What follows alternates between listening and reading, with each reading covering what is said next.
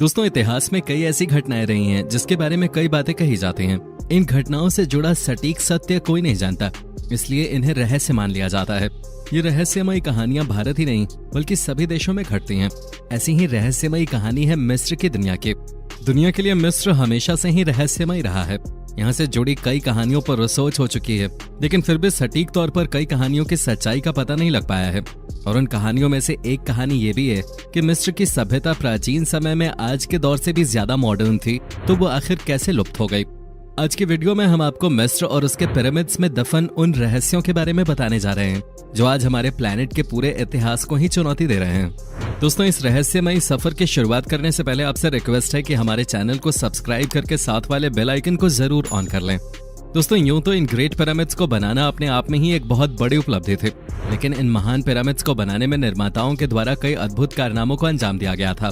दोस्तों, सबसे पहले पिरामिड्स के निर्माताओं ने पिरामिड्स के बेस के लिए 6000 हेक्टेयर की पथरीली जमीन को काटकर समतल किया और पिरामिड्स को बनाने के लिए अलग अलग आकार के पत्थरों को जोड़ना शुरू किया। एक पत्थर का भार एक कार जितना था। कई ग्रेनाइट ब्लॉक्स को 500 मील से भी ज्यादा दूरी से लाया गया था और हर ब्लॉक का वजन 12 से 70 टन के बीच था। इन ब्लॉक्स को 210 फीट की ऊंचाई पे फिक्स किया गया था, जो कि आज के समय में भी असंभव लगता है। दोस्तों, पिरामिड्स के अंदर 3 चेंबर हैं जो कि गजब की बारीकी से बनाए गए हैं। पिरामिड्स के अंदर निर्माताओं ने ठोस पत्थरों को काटकर एक रास्ता बनाया है जिसे ग्रैंड गैलरी भी कहा जाता है, जो 300 फीट लंबा और 3 फीट चौड़ा है। दोस्तों, पिरामिड्स को बनाने में लगभग 23 लाख से ज्यादा पत्थरों का इस्तेमाल हुआ था। शेप और साइज में ये पत्थर एक दूसरे से बिल्कुल अलग थे। ऐसे में एक्यूरेट शेप के स्ट्रक्चर को बनाना और भी ज्यादा मुश्किल हो जाता है। दोस्तों, अब बात करें पिरामिड्स की पोजीशन की, तो आपको बता दें पिरामिड्स की पोजीशन एकदम सटीक है। यह उत्तर दिशा में 1 डिग्री के 500वें हिस्से में स्थित है, जबकि ये तकनीक हमने हाल ही में सीखी है। हमने ऐसा करना 17वीं शताब्दी में सीखा था, जबकि मिस्रवासी हमसे हजारों साल पहले इस तकनीक का इस्तेमाल कर चुके हैं। हमारी इमारतें आज भी इतनी सटीक नहीं हैं जितने सटीक मिस्र के पिरामिड्स हैं। दोस्तों, ग्रेट पिरामिड्स की मजबूती का अंदाजा आप इसी बात से लगा सकते हैं।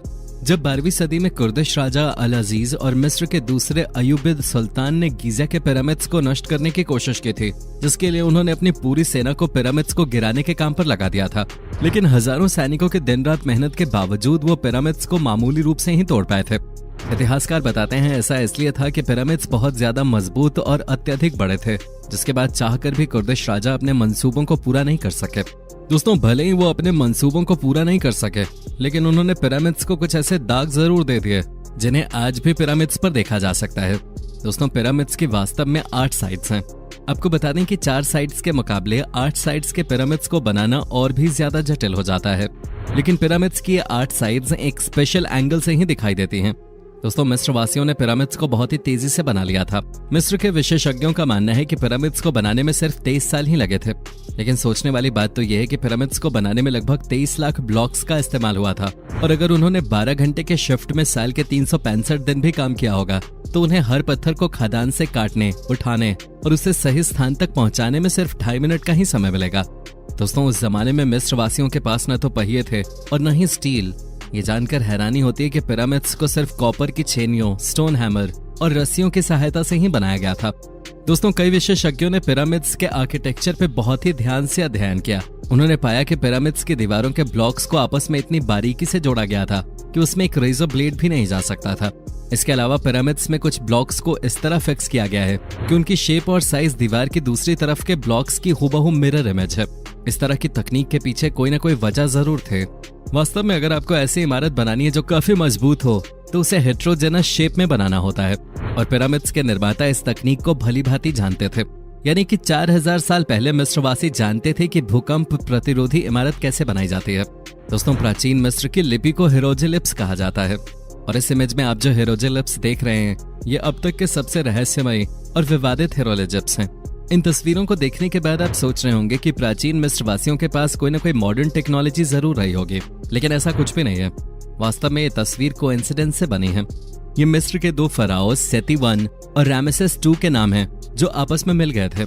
जब इन्हें अलग किया गया तो ये तस्वीर सामने आ गई। मिस्र के विशेषज्ञों ने लक्जर टेम्पल में स्थित रामसेस II के स्टैच्यूज की बारीकी से जांच की, तो उन्होंने पाया कि इन स्टैच्यूज को बहुत ही अविश्वसनीय रूप से तराशा गया था। वहां पर इस तरह की 2 मूर्तियां हैं। जब इन दो मूर्तियों की पिक्चर को एक दूसरे के ऊपर रखा गया तब वैज्ञानिकों ने पाया कि ये दोनों मूर्तियां एक दूसरे की कार्बन कॉपी थी। ये मूर्तियां जियोमेट्रिकली परफेक्ट थीं। आज की आधुनिक तकनीक का इस्तेमाल करके भी ऐसी प्रतिमाएं बनाना नामुमकिन है, जबकि इन्हें 4000 साल पहले हाथों से बनाया गया था। दोस्तों, मिस्र अकेला ही ऐसा देश नहीं है जहां इस तरह की वास्तुकला देखी गई है। दुनिया में ऐसी 9 जगह हैं जहां बिल्कुल मिस्र जैसी वास्तुकला का इस्तेमाल हुआ है। उनमें से कुछ जगहें हैं ईस्टर आइलैंड, नाज़का, कुस्को, सैक्सेबैमन, ओल्लेंटेटाम्बो और माचू पिच्चू। इन सभी जगहों पर बड़े बड़े पत्थरों की जो दीवारें मिली हैं उन्हें ठीक उसी तरह बनाया गया है जैसे मिस्र में स्थित लक्जर टेम्पल और बाकी मंदिरों की दीवारों को बनाया गया था। रिसर्चर्स का मानना है कि इजिप्ट और दुनिया की अन्य ऐतिहासिक इमारतों में कोई न कोई कनेक्शन जरूर है, जिसके बाद उन्होंने अपनी रिसर्च में पाया कि Easter Island, Nazca, Ollantaytambo, Machu Picchu, Giza, Petra, Mohenjodaro, Khajuraho, Pyay, Sukhothai और एंकोर वैट ये सभी ऐतिहासिक स्थल आश्चर्यजनक रूप से पृथ्वी पर एक सीधी रेखा में स्थित हैं, जो पृथ्वी पर एक परफेक्ट सर्कल बनाते हैं। ये सर्कल वहीं पर खत्म होता है जहां से हमने शुरू किया था, यानी कि ईस्टर आइलैंड पर। दोस्तों, आपको क्या लगता है, क्या ये सभी जगहें कोइंसिडेंस से बनी थी या इन्हें किसी खास कारण से बनाया गया था? वास्तव में प्राचीन मिस्रवासी पिरामिड्स के जरिए पृथ्वी के एक बेहद ही जटिल सेलेस्टियल स्फीयर यानी कि खगोलीय चक्र को दिखाना चाहते थे। पिरामिड्स अंतरिक्ष में मौजूद तारामंडलों की एक खास स्थिति के अनुसार बनाए गए थे। पिरामिड्स की स्थिति की बारीकी से जांच करने के बाद यह पता चला कि हर तारामंडल 72 साल में 1 डिग्री खिसक जाता है और एक तारामंडल को पृथ्वी का एक चक्कर पूरा करने में 26,000 साल लगते हैं। दरअसल पिरामिड्स के चारों कोने अंतरिक्ष में मौजूद 4 नक्षत्र को दिखाते हैं। ये नक्षत्र हैं टॉरस, लियो, स्कॉर्पियो और एक्वेरियस।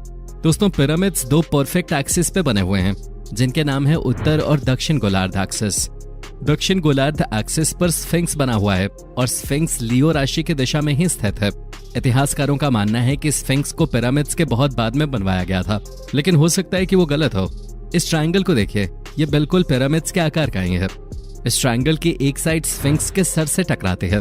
अगर हम पिरामिड्स के आधार की आउटलाइन को राइट साइड में खिसकाते हैं और इस बॉक्स से एक सीधी रेखा स्फिंक्स तक खींचते हैं तो वो सीधा स्फिंक्स के सिर से टकराते हैं। और अगर हम इस तरह से एक सर्कल ड्रॉ करते हैं तो ये फिर से स्फिंक्स के सर को छूता है।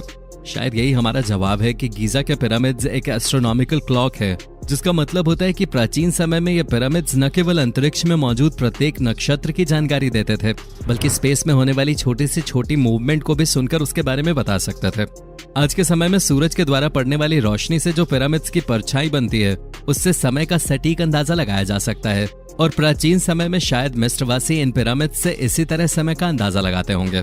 दोस्तों, ये तो बात रही पिरामिड्स के रहस्यमयी वास्तुकला की, लेकिन 2014 में ही आर्कियोलॉजिस्ट को इजिप्ट की वादी अल जरफ की गुफाओं में 4500 साल पुराना पेपरस मिला, जिस पर हाईलाइटेड लिपि लिखी हुई थी।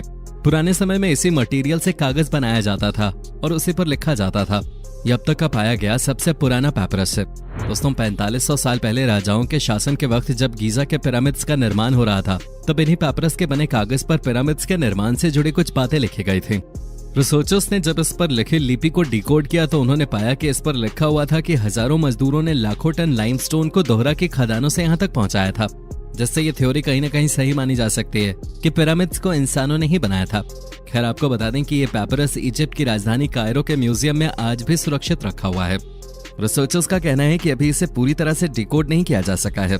वो अभी भी मानते हैं कि इसमें कहीं न कहीं पिरामिड्स के और भी कई रहस्य छुपे हुए हैं, जो धीरे धीरे करके ही सामने आएंगे। और जैसे जैसे ये रहस्य सुलझते जाएंगे, हम आपके लिए ऐसी ही वीडियोस लाकर इन रहस्यों को आपके आगे उजागर करते रहेंगे।